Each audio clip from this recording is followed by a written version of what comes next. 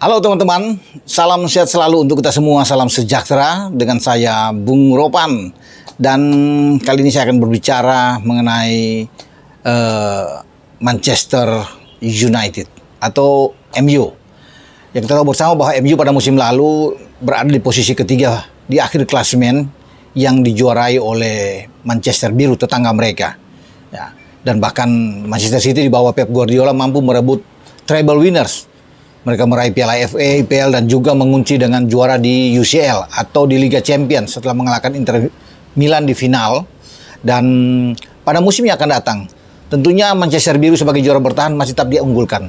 Namun Manchester Merah atau Manchester United ini akan berusaha untuk mampu bisa mengalahkan dominasi yang selama ini terus dikuasai oleh Manchester Biru. Artinya kalau dalam 3 musim terakhir juaranya ada di Manchester City. Sementara bagaimana dengan MU setelah terakhir kali mereka menjadi juara pada 2013 di tangan Fergie atau Alex Ferguson. Jadi 10 tahun kemudian sekarang inilah waktu yang tepat 2023 masuk ke 2024 kompetisi musim baru. Ya, tim yang dibawa Erik ten Hag ini harus berpikir untuk bisa menjadi juara, bukan lagi menghuni sekedar untuk berada di posisi keempat atau di zona Liga Champions. Dan ini menjadi suatu tantangan. Pekerjaan yang tidak mudah untuk bisa menggeser dominasi dari Manchester City. Ya, apalagi sekarang kita tahu bersama Arsenal sedang gila-gilaan di dalam membeli pemain ya untuk bisa mereka juga ingin menjadi juara. Karena sudah sekian lama mereka tidak bisa menjadi juara setelah Arsene Wenger terakhir kali membawa tim ini juara di 2004. Ya, tapi kemudian mereka tidak bisa menjadi juara lagi. Liverpool ya satu-satunya tim yang mampu untuk bisa memupuskan hegemoni atau kekuatan dari Pep Guardiola setelah 2019 atau sebelumnya 2018, 2020 mereka bisa menjadi juara. Tapi 3 musim terakhir tetap di tangan City lagi. Satu-satunya tinggal Liverpool, dan Liverpool membenahi tim ini bagus sekali. Ya, mereka Klopp mendatangkan beberapa pemain yang bisa diharapkan mendukung kinerja Liverpool terutama di lini tengah kan. Dengan McAllister muncul sana, Szoboszlai ya.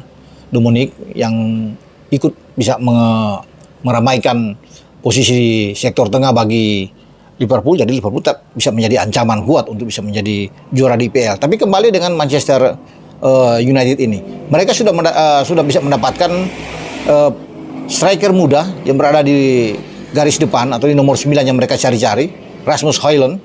Ini dengan 70 juta euro tinggal menunggu saatnya ya untuk bisa datang dari Atalanta, karena sudah pasti dia akan mendarat ya di Old Trafford, dan diharapkan bisa mengisi posisi lini depan yang menjadi titik lemah selama ini dianggap bagi Ten Hag, karena bergantian selalu di sana didorong ya, walaupun ada Martial di sana tapi tetap ada Rashford juga bergantian, ada Sancho yang kadang-kadang dimasukin ke depan.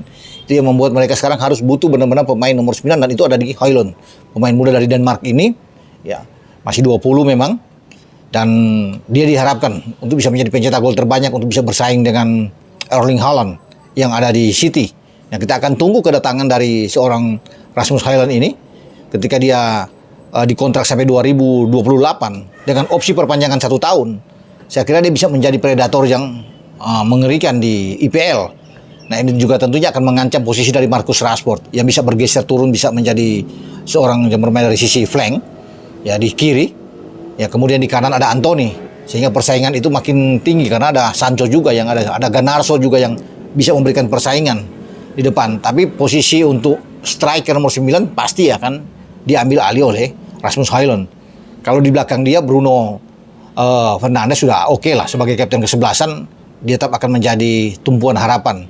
Ya, mereka juga ingin mendatangkan seorang gelandang, sudah ada pembicaraan secara formal ya, atau pembicaraan pribadi dengan pemain tersebut.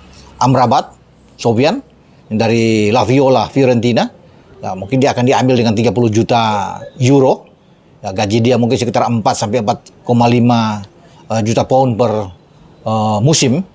Dan kalau dia bisa didatangkan dan ada di posisi tengah, tentunya persaingan makin kuat ya di sini, karena di sana kita tahu bersama ada Casemiro yang sudah mendapat tempat utama, sehingga posisi dari Fred terancam, dan konon kabarnya Fred akan dijual.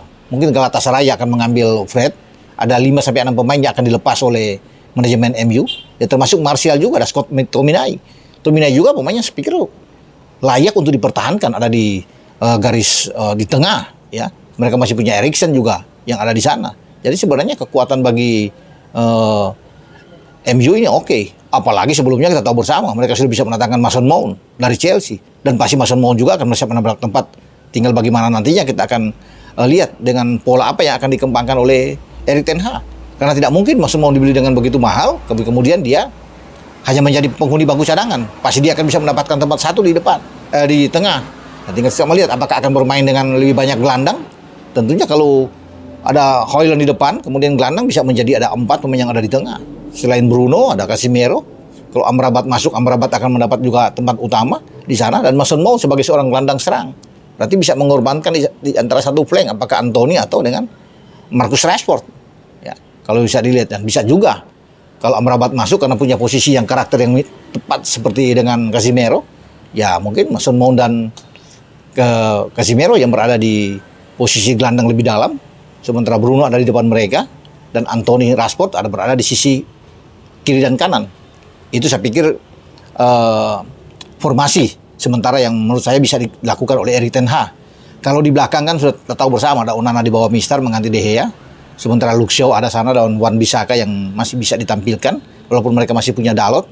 Ya, kemudian ada Varane dan Lisandro Martinez yang sulit untuk bisa juga tergantikan kalau bermain di sisi, walaupun mereka sudah bisa mendapatkan kembali Johnny Evans dari Leicester, tapi posisi 2 bek tengah ini akan diambil tetap oleh Varane dan Lisandro Martinez. Dan kita lihat dengan penjualan Maguire juga, ya mereka jangan pasti akan tersisi kalau Maguire akan bertahan. Saya pikir Maguire akan keluar. Ya, percuma kalau dia berada terus di Old Trafford karena tidak akan mendapat tempat, karena di sana juga masih ada Lindelof juga. Jadi memang kekuatan sekarang sedang dibangun oleh Ten Hag terhadap Manchester Merah ini. Ya, semoga Manchester Merah ini bisa memberikan suatu ledakan bagus di musim baru ini. Dan saya bilang udah waktunya mereka untuk bisa menjadi juara. Tapi apakah mampu untuk bisa menggeser posisi dari Manchester City, kan itu menjadi pertanyaan besar. Makanya pembelian-pembelian ini harus tepat, ya, harus tepat sasaran yang harus dilakukan oleh manajemen MU. Termasuk bagaimana Ten Hag melihat ini, karena harus punya pemain-pemain yang bukan cuma bagus di starting 11 mereka, tapi di bench juga. Pemain-pemain kedua yang siap masuk ke lapangan tentunya punya kualitas yang sama seperti yang ada di 11 pemain pertama. Itu yang hanya dimiliki oleh City selama ini, sehingga mereka begitu kuat di dalam menjaga keseimbangan tim di antara pemain utama dan pemain yang ada di bench. Dan itu yang harus diciptakan oleh Manchester United. Nah, kita lihat semoga Manchester United ini bisa bersaing dan bisa menjadi juara. Walaupun saya bilang tadi, persaingan pasti akan seru, sangat ketat. Karena ingat, bukan hanya City, bukan saja United, bukan saja Liverpool atau Arsenal, tapi masih ada Chelsea juga yang akan bersaing, dan juga si kuda hitam.